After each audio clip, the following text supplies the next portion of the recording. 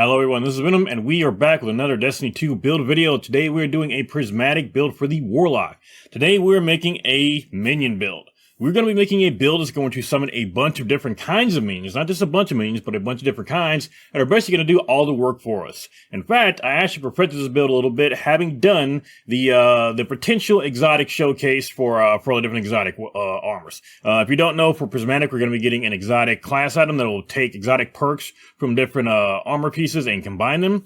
Going through that, I was going through and kind of showing over 3 different videos what some of those potential exotics might be. And when going on with the Warlock one, I realized I can make the build that I had already even better. So I've redone this video. I'm going to show you guys exactly what this build is going to be capable of, and I'm going to show you all the aspects and powers you're going to need to do this. Now, before we continue, I do have to say one thing. I am going to have to break one of my rules I set for us. In fact, I'm probably just going to delete it all out. Now, the rule, if you don't know, and I'm going to be honest here, when I originally started doing these speculation videos, these speculation build videos, I didn't want it to be clickbait, and they're still not. Don't get me wrong, they're not clickbait. These videos will all work if what the data told us is correct. But one thing I didn't want to do is I wanted to make them as dumbed down as possible, I should say. I didn't want to go over every effect that we didn't know. One of the things I didn't want to do, and this is kind of explain what I mean, I didn't want to go over any of the new aspects or go over anything that we didn't know 100% sure what it was going to do. And unfortunately, we don't have all the information for the new aspects yet. However, I'm going to have to break that rule for this build because we're going to need to talk about the Hellion aspect for the Warlock. Now, I can't talk about every aspect of it, but I am going to go over the very basics of what it does. And in fact, here is the actual aspect video here from Bungie. We're going to turn up this a little bit.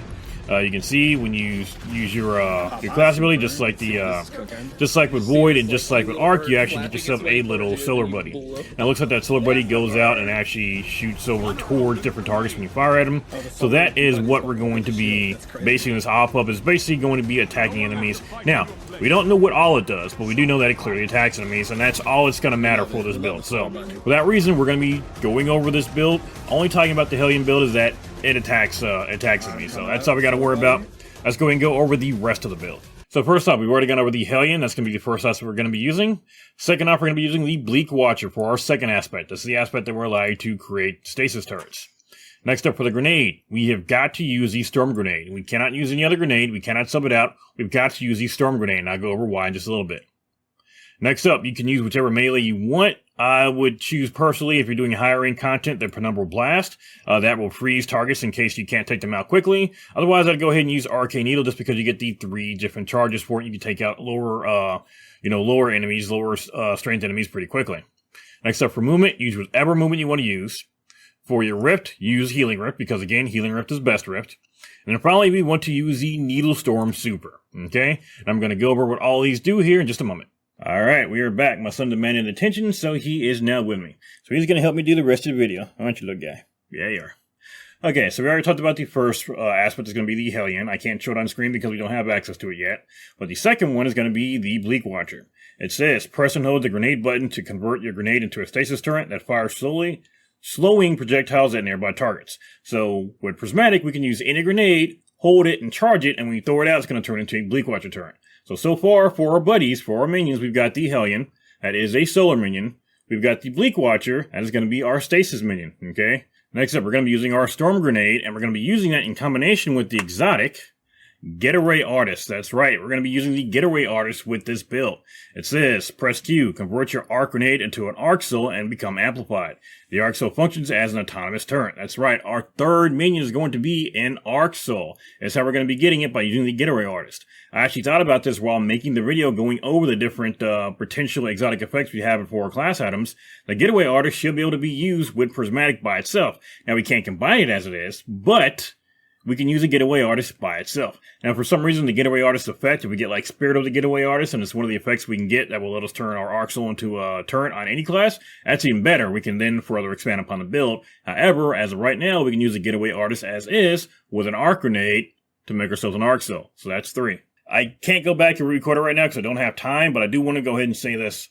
As of right now, the build I made, 2 of the aspects or 2 of the minions are going to conflict with each other. I've got Bleak Watcher, which will let you hold your grenade and turn it into a Bleak Watcher turret. The other thing I've got is I've got an Escape Artist, or a Getaway Artist. That will also let you hold your grenade and should turn it into a Arc turret. I don't know how they conflict right now. Originally, it didn't click in my mind that these two are going to be conflicting because I wanted them out at the same time. I don't know how this is going to work. So until we actually get our hands on Prismatic, maybe we can charge one up partially and it can go out, say for the Bleak Watcher, or that's what I'm hoping is that we can charge up the Bleak Watcher partially and send it out. Or one may override the other. So that's not one I thought about till the end. I don't want to just put that out there or just put the build out there and not correct that portion. It's kind of hard to go back and correct it in the middle because I was explaining a lot of it. But keep that in mind going forward when I am talking about the Bleak Watcher and the Arc Soul. I did not realize at the time till after I was done making the video that was a conflict. So keep that one in mind. That being said, the rest of the video is going to be very informative and it's going to be very fun. At the very least, you're going to have 3 minions you'll be able to summon.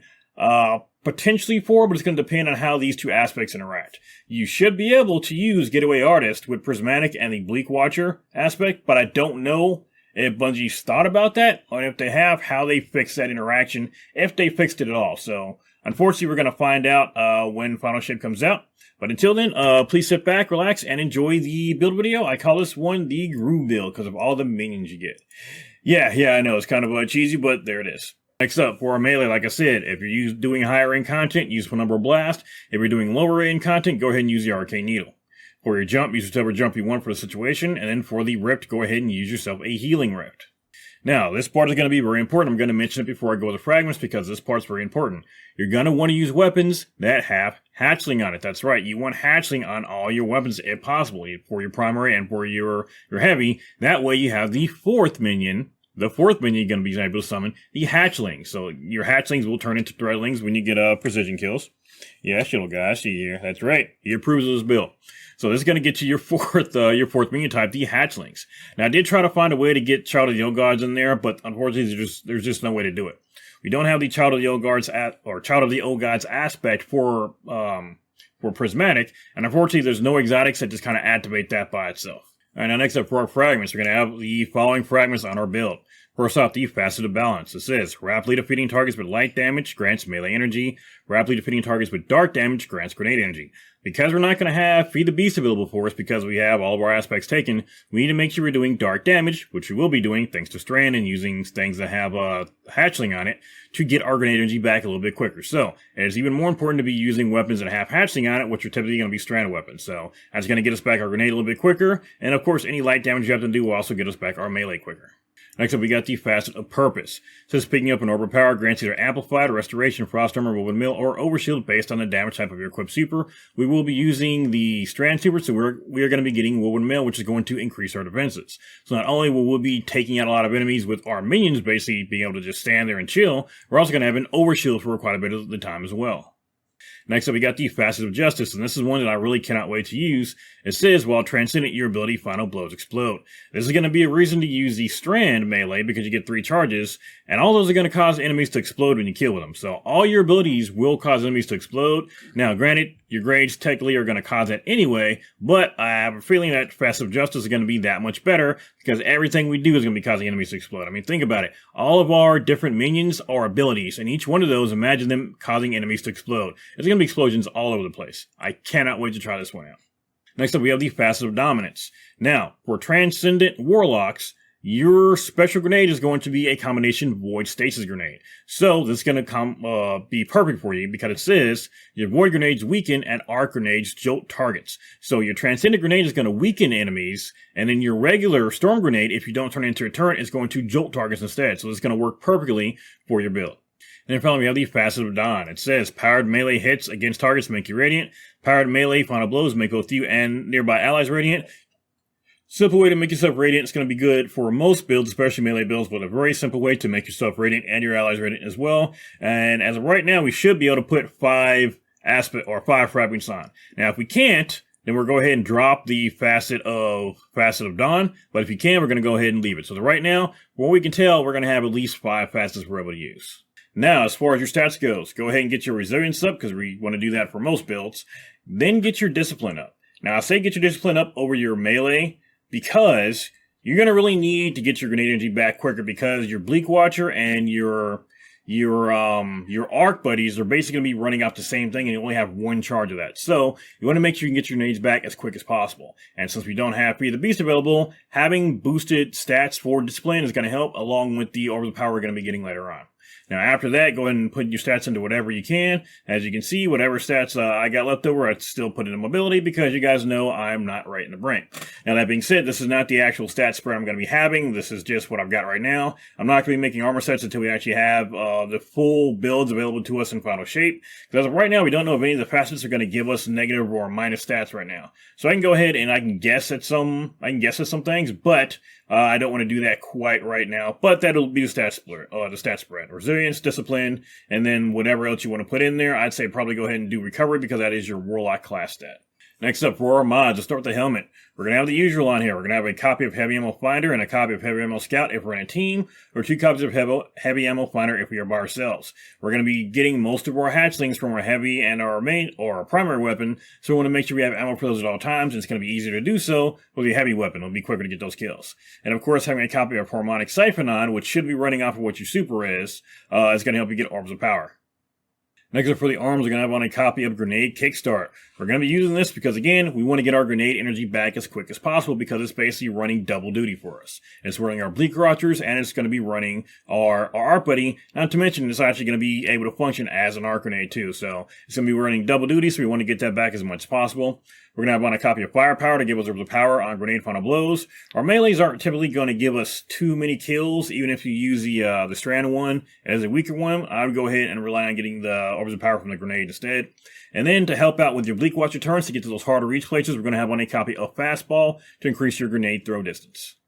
Next up, for your chest mods, toss on a copy of Harmonic Reserves to get yourself some more Strand Reserves, and then whatever resistance mod you want. You're going to try to stay far away if possible, but just in case you're up close, toss on the Concussive Dampener and the Melee Resistance. If you're not overly worried about any of that, go ahead and toss on a copy of Charge Up instead, and then whatever other small resistance mod you want to.